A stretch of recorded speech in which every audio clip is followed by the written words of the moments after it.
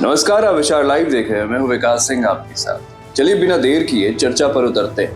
बिहार की राजनीति की सबसे बड़ी चर्चा, सबसे बड़ा सवाल, प्रशांत किशोर का चुनावी मुद्दा क्या है? क्या वो अपने मुद्दे से भटक गए हैं? जनसुराज के सूत्रधार प्रशांत किशोर, जो कई सालों से बिहार में जनसुराज को गांव-गांव, गलियों-गलियों तक लेकर गए, अब उन्होंने बड़े मंत्रियों के काले कारनामों का पिटारा खोलना शुरू कर दिया है। हालांकि शुरुआत में प्रशांत किशोर ने साफ कहा था कि उनका लक्ष्य बिल्कुल स्पष्ट है। उनका लक्ष्य सत्ता बदलना नहीं है, बल्कि व्यवस्था बदलना है। उनका मकसद शिक्षा, स्वास्थ्य, नौकरी और पलायन जैसे बड़े पुराने मुद्दों पर लोगों को जगाना था, ताकि बिहार राज्य आने वाले 10 सालों में देश के सबसे बड़े राज्यों में शामिल हो सके, सबसे अच्छे राज्यों में शामिल हो सके। लेकिन हाल के दिनों में हमने देखा है कि प्रशांत किशोर का निशाना अचानक से बदल गया। अब वो नीतीश कुमार की नीतियों पर कम, लालू प्रसाद यादव के लालटेन पर कम, प्रशांत किशोर, सम्राट चौधरी, अशोक चौधरी, मंगल पांडे, संजय जायसवाल और दिलीप जायसवाल जैसे सत्ताधारी गठबंधन के नेताओं की व्यक्तिगत कमाई और ईमानदारी पर ज्यादा हमले कर रहे हैं। अब इसको देखकर लोग हैरान हैं कि जो व्यक्ति व्यवस्था बदलने की बात कर रहा था, वो अचानक नेताओं का भांडा फोड़ करने में क्यों लग गया? क्या चुनाव से पहले प्रशांत किशोर का ध्यान भटक गया है?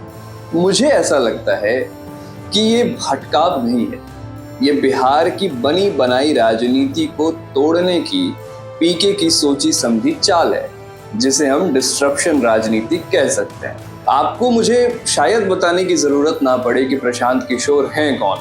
प्रशांत किशोर भारतीय राजनीति के सबसे बड़े रणनीतिकारों में से एक माने जाते हैं और वो जानते हैं कि बिहार में राजनीति दो बहुत मजबूत खंभों पर टिकी हुई है: जाति का समीकरण और बड़े गठबंधन की ताकत।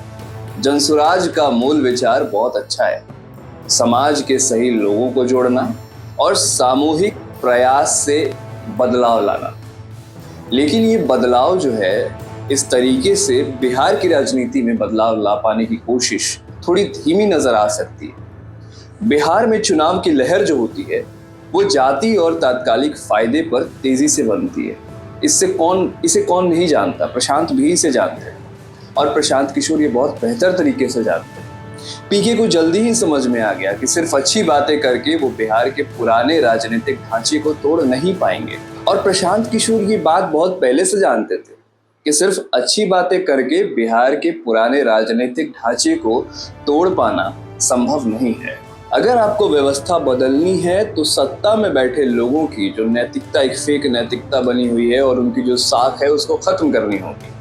प्रशांत किशोर का मानना है कि बिहार की समस्या इसलिए खत्म नहीं होती क्योंकि जो नेता सत्ता में है, उनकी पहली प्राथमिकता लोगों की सेवा नहीं बल्कि खुद की सेवा होती है। इसीलिए उन्होंने ऐसा तय किया कि वो सीधे सीधे नेताओं के अर्थतंत्र पर हमला बोलेंगे।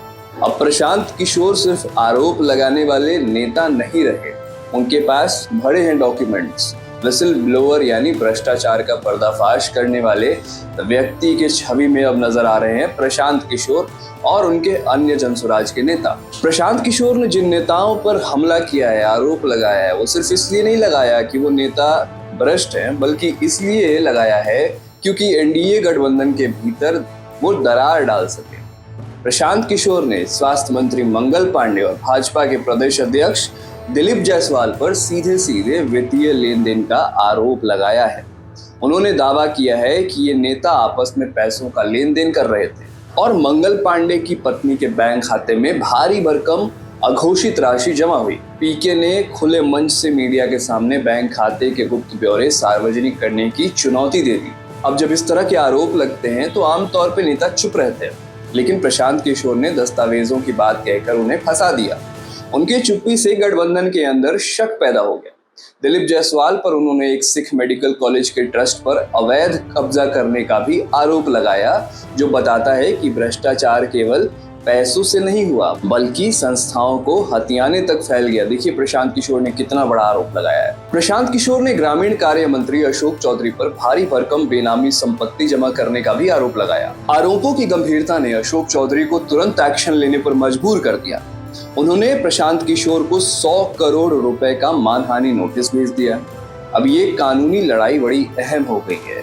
ये इसलिए अहम हो गई है क्योंकि प्रशांत किशोर अब इसे जनता के सामने नैतिक युद्ध के तौर पर पेश कर रहे हैं। प्रशांत किशोर इन नेताओं तक ही नहीं रुके। उन्होंने बिहार के उप मुख्यमंत्री सम्राट चौधरी पर उनकी शैक्षणिक योग्यता पर सवाल उठाया और उनके पुराने आपराधिक मामलों को छिपाने का आरोप लगाया। अब इस पर सम्राट चौधरी का भी बयान आया। सम्राट चौधरी ने माना कि उन पर आरोप लगे थे, लेकिन उन्होंने इसे राजनीतिक दुश्मनी बताया। फिर क्या था? प्रशांत ने इसका भी जवाब दिया। उन्होंने यहाँ डेटा का इस्तेमाल करके साबित करने की कोशिश की कि सत्ता में बैठे बड़े नेता भी अपने जीवन के सच को जनता से छुपाने में पीछे नहीं हटते। बीजेपी सांसद संजय जायसवाल पर भी प्रशांत किशोर ने बड़े आरोप लगाए। प्रशांत किशोर ने उन पर ओवरब्रिज के नक्शे को बदलने और निजी फायदे के लिए राजनीति करने का आरोप लगाया। प्रशांत किशोर ने संजय जायसवाल को टुटपुंजिया नेता भी कहा, जिसको लेकर संजय जायसवाल ने उन्हें मानहानि का नोटिस भेजा। अब इससे प्रशांत किशोर को ये साबित करने का मौका मिल गया कि आरोप इतने सच्चे हैं कि नेता इसके लिए अब कोर्ट का सहारा ले रहे हैं। प्रशांत किशोर ये भी जानते हैं कि आरोप केवल जुबानी जंग नहीं है, ये कानूनी जंग में बदल सकती है, और यही वो चाहते हैं। जब अशोक चौधरी और संजय जायसवाल जैसे नेता प्रशांत किशोर पर मानहानि का केस दर्ज करते हैं तो पीके इसे चुनौती के रूप में लेते हैं। वो जानते हैं कि अदालत की प्रक्रिया में उन्हें वित्तीय दस्तावेज पेश करने पड़ सकते हैं। अगर पीके अदालत में अपने आरोपों को साबित कर देते हैं तो ये उनके जनसुराज अभियान के लिए सबसे बड़ी जीत होगी। ये साबित हो जाएगा कि उनका हर आरोप तथ्यों पर आधारित था। प्रशांत किशोर की रणनीति का सबसे बड़ा शिकार एनडीए गठबंधन हुआ है। आरोपों के बाद एनडीए के अंदर डर और गुस्सा दोनों साफ साफ दिख रहा है। भाजपा के वरिष्ठ नेता हैं और पूर्व केंद्रीय मंत्री हैं आरके सिंह। उन्होंने तो खुलेआम अपनी पार्टी के नेताओं के खिलाफ मोर्चा ही खोल दिया है।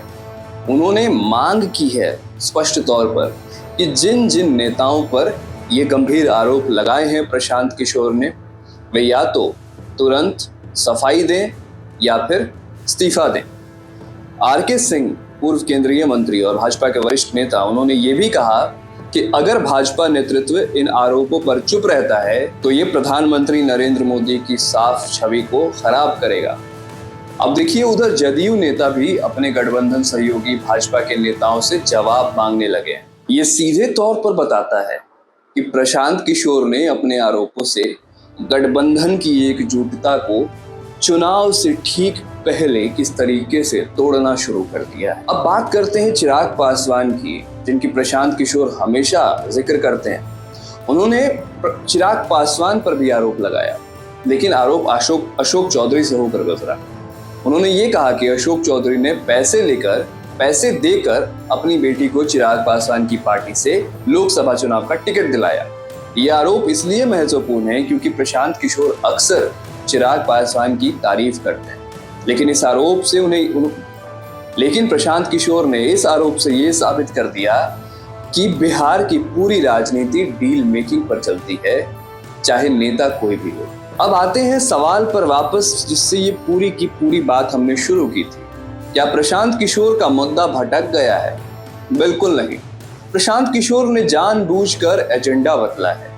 उन्होंने ये महसूस किया है कि बिहार को बदलने के लिए सबसे पहले जाति और गठबंधन की राजनीति की जंजीरों को तोड़ना बहुत जरूरी है।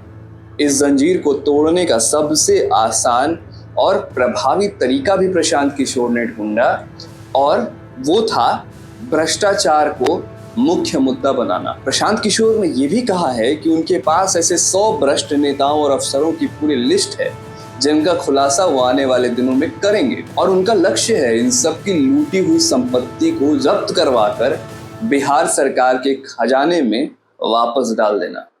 प्रशांत किशोर की रणनीति बेहद जोखिम भरी है, लेकिन अगर वो सफल होते हैं तो वो बिहार की राजनीति को हमेशा के लिए बदल देंगे।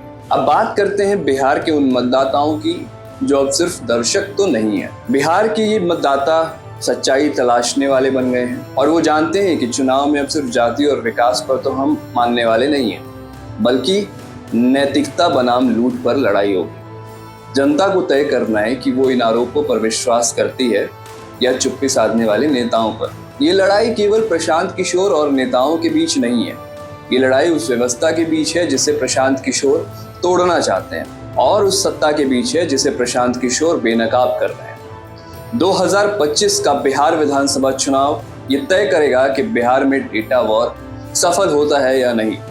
विचार लाइव देख रहे थे आप और मैं हूं विकास सिंह आपके साथ। बहुत बहुत धन्यवाद।